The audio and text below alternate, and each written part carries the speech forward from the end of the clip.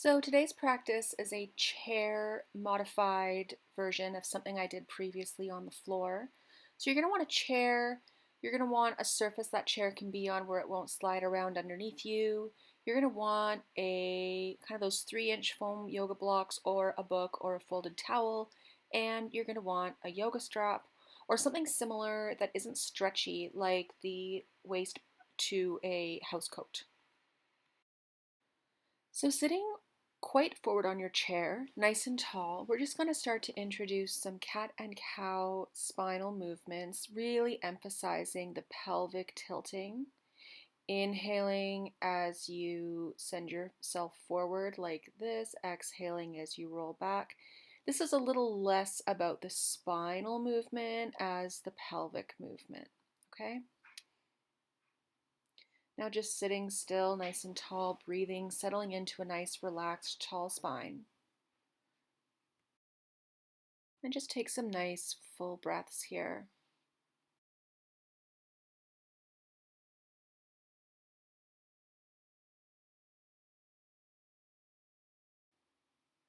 So you're going to start to, 1 foot at a time, step your legs wide. Just find a width that feels comfortable and stable. Hands resting on your thighs. You can readjust on your chair if you need to. And just find that nice, tall, neutral spine again. So this is just me finding a wide-legged stance from a different angle.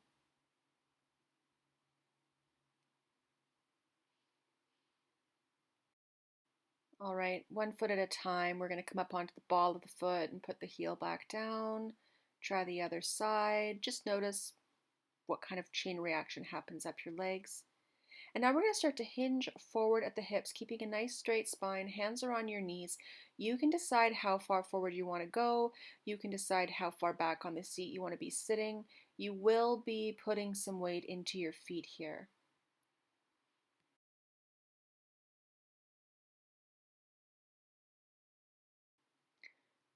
So here's that same thing, just from a different angle. I'm hinging at the hips, my spine's staying nice and long, and my body's just tipping forward.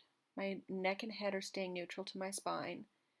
And I've got a fair bit of weight into my hands and feet here. All right, so sitting tall again, one hand's going to stay on your thigh. You're going to inhale the other arm up and exhale into a side bend. So what you're really going to pay attention to is the bum cheek of the side with the moving arm, if it's staying grounded on the chair. We're really trying to target lengthening through your side body from in between the top of your pelvis, up your side body and through to your arm, rather than just fully tipping your pelvis off the seat of the chair. If you're having some shoulder issues and bringing your arm up into the air isn't comfortable, you can do a couple things. You could put your hand just on your side body like I'm doing right now.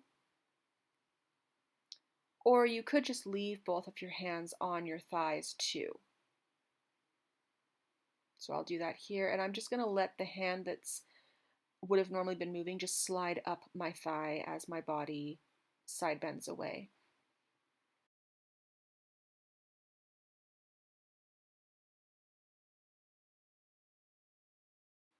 So you can go ahead and continue that if you want to. I'm just going to show it from a different angle here. So this is with my arm moving. Notice that I'm not leaning forward or twisting when I do my side flexion through my torso.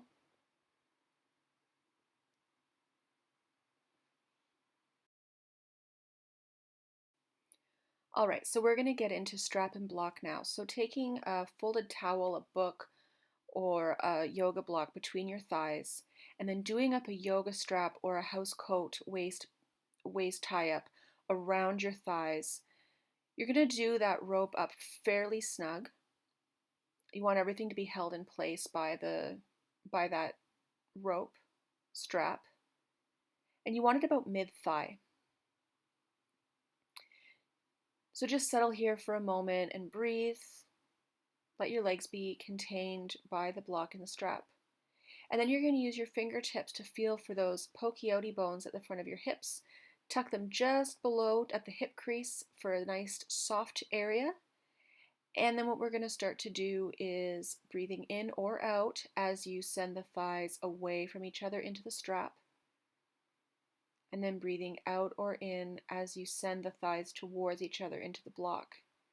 And what you're paying attention to is, does a thick tendon pop up into your fingers while you push your thighs away or towards each other?